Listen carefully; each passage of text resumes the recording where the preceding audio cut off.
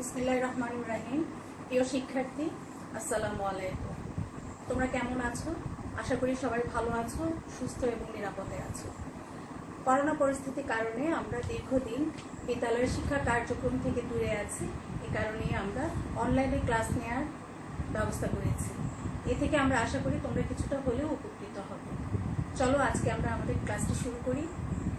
আজকের ক্লাসে শিক্ষার্থী তোমাদের সবাইকে স্বাগত জানাচ্ছি।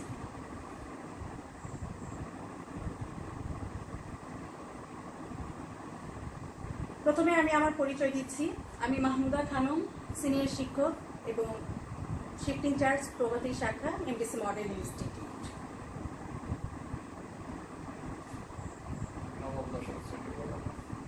প্রিয় শিক্ষার্থী, নিচের ছবিগুলোর দিকে একটু লক্ষ্য করো। এখানে দেখো কতগুলো ছবি দেখা যাচ্ছে। আমরা নিশ্চয় বুঝতে পারছি এই ছবিগুলো কিসে। মসজিদ, মন্দির এবং গির্জা, এই তিনটি ধর্মীয় প্রতিষ্ঠান। এখানে কি করা হয়?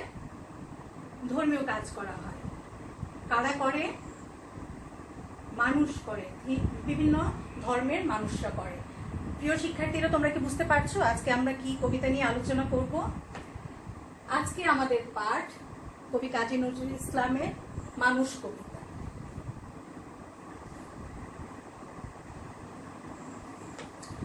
এই কবিতাটি পড়ে আমরা কি শিখতে পারবো এক নজরে আমরা একটু দেখে নেই। কবি কাজী নজরুল ইসলাম সম্পর্কে আমরা সংক্ষিপ্ত বলতে পারবো, কবিতাটি শুদ্ধ উচ্চারণ আবৃত্তি করতে পারবো এবং নতুন শব্দগুলোর অর্থ বলতে এবং বাক্যে লিখতে পারবো। মানুষ কবিতার মূল ভাব ব্যাখ্যা করতে পারবো।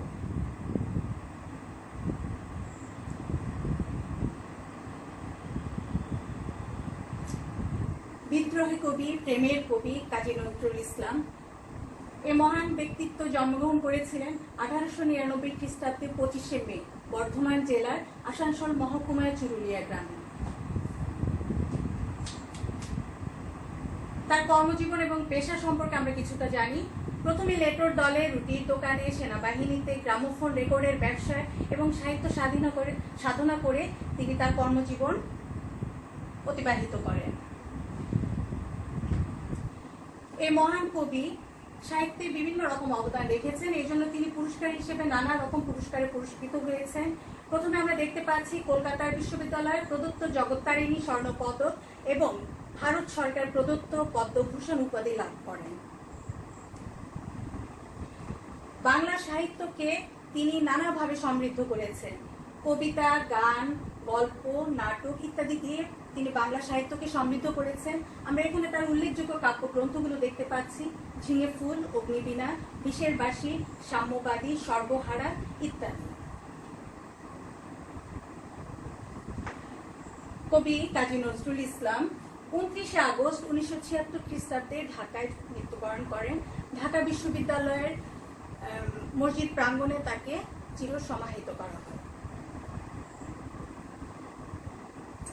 তো শিক্ষার্থীরা, তোমরা কি এখন কাজী নজরুল ইসলাম সম্পর্কে কিছু বলতে পারবে? আশা করি পারবে। তো খাতা কলমটা খুলে ফেলো। দেখো এখানে কবি কাজী নজরুল ইসলাম সম্পর্কে 4টি বাক্য লিখতে বলা হলো।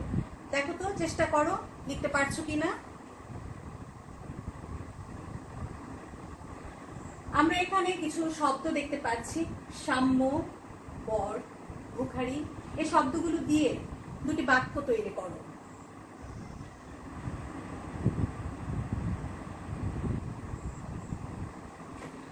এবার আসো আমরা কবিতাটি একটু পর্যালোচনা করার চেষ্টা করি। মানুষ, কাজী নজরুল ইসলাম। গায়ের সাম্যের গান। মানুষের চেয়ে বড় কিছু নাই, নহে কিছু মহিয়ান। অর্থাৎ সাম্যবাদী কবি কাজী নজরুল ইসলাম মানুষকে তিনি সবার উপরে স্থান দিয়েছেন। নাই দেশ কাল পাত্রের ভেদ, অভেদ ধর্ম জাতি, সব দেশে সব কালে, ঘরে ঘরে তিনি মানুষের জাতি। অর্থাৎ দেশ, কাল, পাত্র ভেদ হতে পারে, অভিন্ন হতে পারে, আলাদা হতে পারে, কিন্তু সবাই মানুষ। তিনি সবাই, সব কিছুর উপরে মানুষকে তিনি সবার উপরে স্থান দিয়েছেন। অর্থাৎ শ্রেষ্ঠ হচ্ছে মানুষ জাতি। পূজারি দুয়ার খোলো, ক্ষুধার ঠাকুর দাঁড়ায় দুয়ারে, পূজার সময় হলো।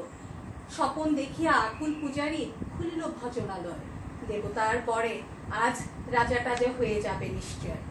পূজারি দোয়ার খুলো। ক্ষুধার্ত ঠাকুর অর্থাৎ ক্ষুধার্ত ব্যক্তি, এখানে কবি কাজী নজরুল ইসলাম ক্ষুধার্ত ঠাকুর কেন বলা হয়েছে? ক্ষুধার্ত ব্যক্তিকে দেবতার স্থান দিয়েছেন। কি বলেছে? পূজারি স্বপ্ন দেখছে, পূজার সময় হয়ে গেছে, তাকে কেউ ডাকছে। পূজারি কি ভাবছে? দেবতার বরে আজ রাজা টাজা হয়ে যাবে নিশ্চয়। সে ভাবছে হয়তোবা দেবতা তাকে আজকে আশীর্বাদ দিবে, আজকে সে রাজা হয়ে যাবে, বাদশা হয়ে যাবে। জীর্ণ বস্ত্র শীর্ণ গাত্র, ক্ষুধার কণ্ঠ ক্ষীণ, ডাকিল পান্থ, দ্বার খোলো বাবা, খাইনি তো শান্তি। অর্থাৎ জীর্ণ ছেঁড়া কাপড়, দুর্বল শরীর, ক্ষুধায় একেবারে ক্ষীণ কণ্ঠ নিয়ে পান্থ ডাকিল, পথিক ডাকলো, দ্বার খোলো বাবা। তাকে আহ্বান করলো যে সে 7 দিন ধরে কিছু খায়নি। সহসা বন্ধ হলো মন্দির, ভিখারি ফিরিয়া চলে, তিমির রাত্রি পথ জুড়ে তার ক্ষুধার মালিক চলে। সহসা তার ডাক শুনে দরজা খুললো পূজারি, কিন্তু সে কি করে দিল? দরজাটা বন্ধ করে দিল, তার ডাকে সাড়া দিল না। সে যে 7 দিন খায়নি, তাকে কিন্তু খাবার আহ্বান করলো না। সহসা সে মন্দিরের দরজাটা বন্ধ করে সে চলে গেল। তিমির রাত্রি, অন্ধকার রাত, ক্ষুধার্ত ব্যক্তি সে চলতে লাগলো, কিন্তু তার ক্ষুধা তো আর নিবৃত হলো না।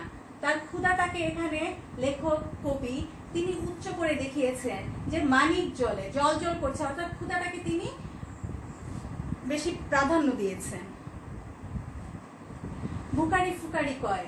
ভুকারি ক্ষুধার্ত ব্যক্তি চিৎকার করে বলে, ওই মন্দির পূজারী, হায় দেবতা তোমার নয়। এখানে মন্দির, মসজিদ, প্যাগোডা, গির্জা যাই বলি না কেন, এখানে কি করা হয়? মানুষের কল্যাণের জন্য প্রার্থনা করা হয়। এখানে আক্ষেপ করে ভুকারি বলছে, ক্ষুধার্ত ব্যক্তি বলছে যে হে হায় দেবতা বা বিধাতা, এই মন্দির হচ্ছে পূজারীর, যারা ব্যক্তি স্বার্থকে প্রধান করে দেখে, এখানে তোমার কোনো স্থান নেই। মসজিদে কাল শিরনি আছিল, অঢেল গোশত রুটি। অর্থাৎ কেউ হয়তো মানত করেছে, মসজিদে শিরনি দিয়েছিল, সাথে কি দিয়েছিল? অনেক গোশত রুটি বাঁচিয়া গিয়াছে। তার বিতরণ করার পরও কিছুটা বেঁচে গেছে। মোল্লা সাহেব হেসে তাই কুটি কুটি। মোল্লা সাহেব তাই হেসে কুটি কুটি। কেন? সে খুশিতে আটখানা। এমন সময় এলো মুসাফির, গায়ে আজহারির চিন। অর্থাৎ এমন সময় মুসাফির আসলো। মুসাফির কি? পথিক, ক্লান্ত পথিক। আজহারির চিন অর্থাৎ শীর্ণ দেহ, রুগ্ন দেহ নিয়ে এক ফকির এলো। বলে, বাবা আমি ভুখা ফাঁকা আছি, আজ নিয়ে 7 দিন। অর্থাৎ কি বলছে? আমি ক্ষুধার্ত এবং আজ নিয়ে 7 দিন ধরে আমি কিছু খাইনি। তেরিয়া হইয়া হাঁকিল মোল্লা। মোল্লা কি করলো? উদ্ধত হয়ে তার দিকে তেড়ে আসলো। ভেলা হলো দেখি লেখা, খুব ঝামেলা হলো দেখছি। ভুখা আছো, মরো, গো ভাগারে গিয়ে। অর্থাৎ ক্ষুধার্ত আছো তো কি হয়েছে? মরো, যেখানে মৃত গরু ফেলা হয় সেখানে গিয়ে মরো। নমাজ পড়িস বেটা। তাকে কি অজুহাত দিয়ে দেখিয়ে তাকে তাড়িয়ে দেওয়া হলো যে তুই কি নামাজ পড়িস? ভুখারি কহিল, না বাবা। মোল্লা হাঁকিল, তাহলে শালা সোজা পথ দেখ। বস্তু রুটি নিয়া মসজিদে দিল তালা। অর্থাৎ ভুখারি কহিল, না বাবা আমি তো নামাজ পড়িনি।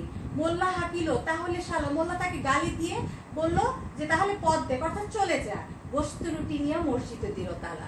অর্থাৎ সে এই গোশত, বেঁচে যাওয়া গোশত রুটিগুলো সে নিজে নিয়ে মসজিদে তালা দিয়ে দিল। ভুখারি ফিরিয়া চলে, চলিতে চলিতে বলে, 80টা বছর কেটে গেল আমি ডাকিনি তোমায় কভু। আমার ক্ষুধার অন্ন তা বলে বন্ধ করনি কভু। তবে মসজিদ মন্দিরে প্রভু নাই, মানুষের দাবি। 80 বছর কেটে গেছে, কিন্তু আমি কখনো বিধাতাকে ডাকিনি, কিন্তু আমার ক্ষুধা অন্ন কখনোই বন্ধ হয়নি। এটা কার আক্ষেপ? ভুখারির আক্ষেপ। তবে মসজিদ মন্দিরে প্রভু নাই, মানুষের দাবি। তাহলে কি মসজিদ মন্দিরে প্রভু থাকে না? মোল্লা পুরুত লাগাইছে তার সকল দুয়ারে চাবি।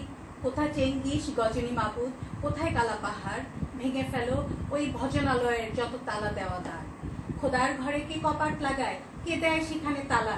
সব দ্বারের খোলা রবে চালা, হাতুড়ি সাবল চালা। অর্থাৎ মোল্লা পুরুত লাগাইছে যে দুয়ারের চাবি, চেঙ্গিস খান, গজনী মাবুদ এবং কালা পাহাড়ের বিশাল ব্যক্তিত্বদেরকে ডাকা হয়েছে। কেন এই বিশাল ব্যক্তিত্বদের একটা বিশেষ বিশেষ পরিচয় রয়েছে। গজনী মাহমুদ ভারতবর্ষে 17 বার আক্রমণ করে ধ্বংসলীলা চালিয়েছেন। কালাপাহাড়ও ঠিক তাই। ধ্বংসলীলার হোতা হিসেবে আমরা কালাপাহাড়কে চিনি। কালাপাহাড় প্রথমে কারো কারো মতে ব্রাহ্মণ ছিলেন, পরে তিনি ইসলাম ধর্ম গ্রহণ করেন। তাদেরকে আহ্বান করেছেন কেন এই ভজনালয় ধর্ম প্রতিষ্ঠানগুলোর তালাগুলো ভেঙে ফেলার জন্য। অর্থাৎ খোদার ঘরে কি কপাট লাগায়, কে দেয় সেখানে তালা, সব দ্বার এর খোলা রবে। অর্থাৎ এই ভজনালয় বা প্রার্থনালয়ের তালা কখনোই থাকবে না, সেগুলো সবসময় খোলা রাখবে অবাধ সর্বসাধারণের জন্য। চালা হাতুড়ি শাবল চালা, অর্থাৎ এগুলো ভেঙে ফেলার জন্য তাদেরকে আহ্বান করা হয়েছে। হায়রে ভজনালয় তোমার মিনারে চড়িয়া ভণ্ড গাহে স্বার্থের জন্য।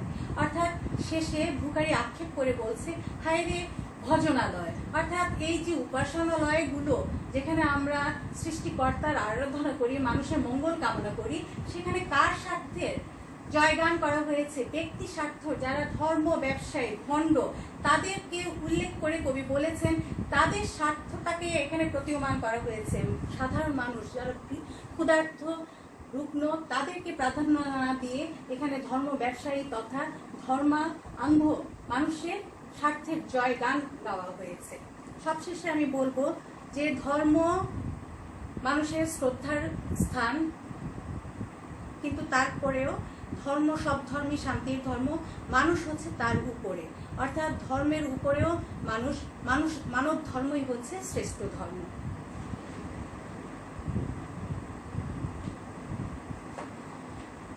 প্রিয় শিক্ষার্থীরা, এখন তোমাদের একটু কাজ দেই। মানুষ কবিতার মূল ভাব সংক্ষেপে লিখো।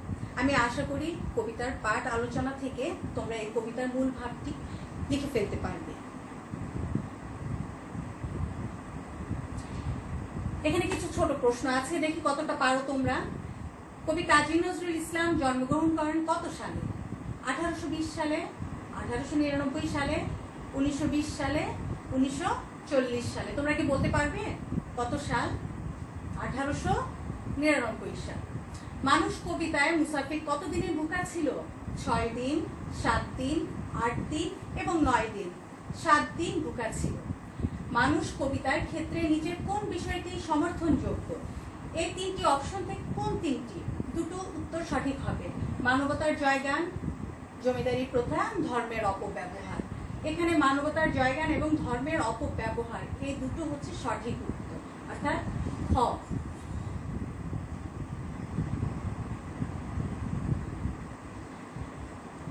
প্রিয় শিক্ষার্থীরা, তোমরা এবার তোমাদের বাড়ির কাজটা লিখে নাও। এখানে সমাজে মানবতা প্রতিষ্ঠায় তুমি কি কি ভূমিকা রাখবে?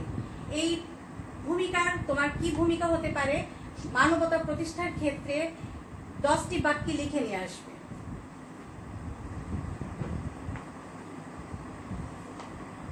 তো আমি আশা করছি আজকের পাঠ দেখে তোমাদের কিছুটা হলেও উপকৃত হবা এবং এই প্রশ্নের উত্তরগুলো তোমরা দিতে পারবা। সবাইকে ধন্যবাদ জানিয়ে আজকের ক্লাস এখানে শেষ করছি।